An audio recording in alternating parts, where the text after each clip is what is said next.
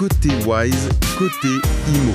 Le podcast qui parle vrai, utile et, presque sans fil.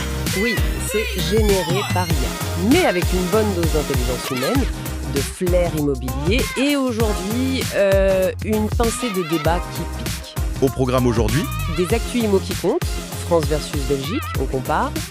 Une astuce concrète aussi pour booster les performances, peu importe le statut.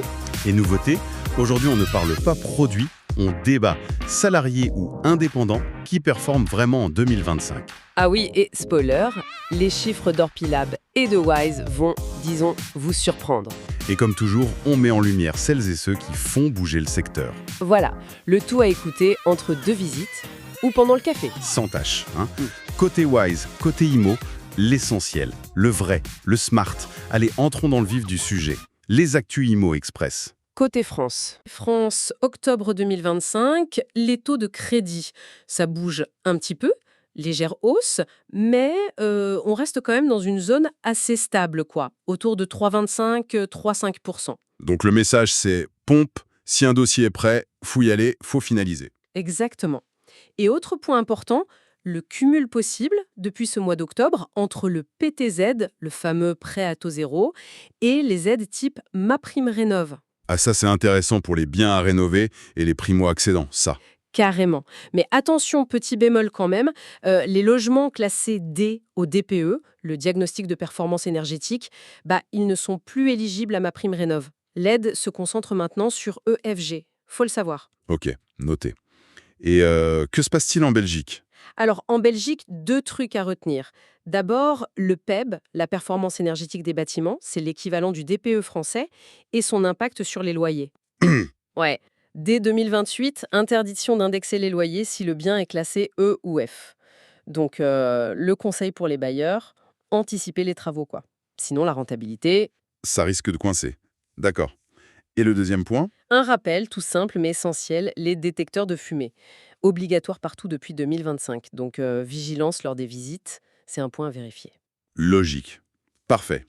Bon, maintenant, le plat de résistance, le débat qui agite pas mal d'agences.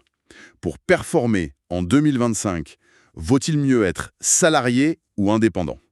Ah, la question qui tue. Et les chiffres d'Orpilab et de Wise risquent de bousculer un peu les idées reçues, On écoute. Commence par la France, Orpilab. Ok, alors, Orpilab, accrochez-vous bien. 85% de leurs meilleurs agents, les top performers, sont salariés. 85%. C'est énorme. Énorme, oui. L'analyse suggère que beaucoup ont une expérience assez longue, plus de 10 ans. Ils viennent d'une époque où l'indépendance était peut-être moins la norme dans les grands réseaux.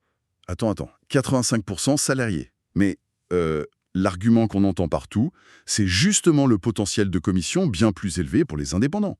La liberté, les revenus qui peuvent exploser. Comment on explique ce chiffre alors? C'est juste l'ancienneté. Justement, c'est là que les données de Wise en Belgique deviennent super intéressantes. Parce qu'en Belgique, le salariat domine largement. Le statut de mandataire, cet agent co, indépendant lié par contrat, ça n'existe pas vraiment, comme en France. D'accord. Et pourtant, les agences belges affichent en moyenne le double de commissions par collaborateur par rapport à la France. Le double. Ah ouais, quand même. Et surtout, ce sont les petites structures, les agences de 2-3 personnes, qui surperforment là-bas. On parle de 14-15 ventes par an et par personne, contre 7-8 dans les réseaux plus classiques. Incroyable. Et leur secret, c'est quoi alors? D'après l'analyse, moins de dispersion, un focus client hyper intense, un vrai partage d'infos, d'outils, et puis un esprit d'équipe solide. Moins de stress aussi peut-être. Donc, si je te suis bien, en Belgique, la petite taille et la collaboration, ça primerait sur le statut individuel. C'est ça. On dirait bien.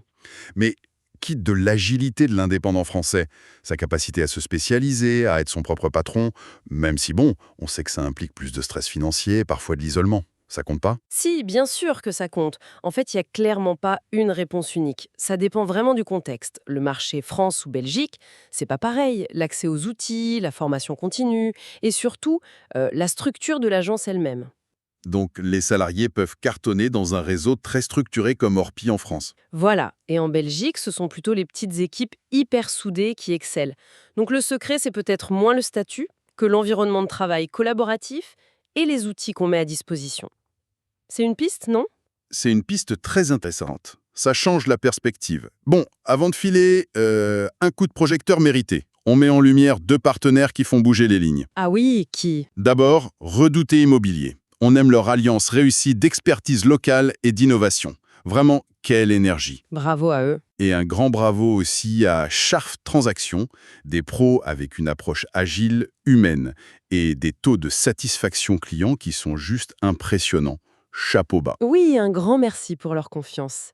Et si vous les croisez, n'hésitez pas à aller les découvrir de notre part, côté Wise, côté IMO. Exactement. Allez, pour finir, la petite info insolite, le fun fact IMO. Ah, j'adore ça, vas-y.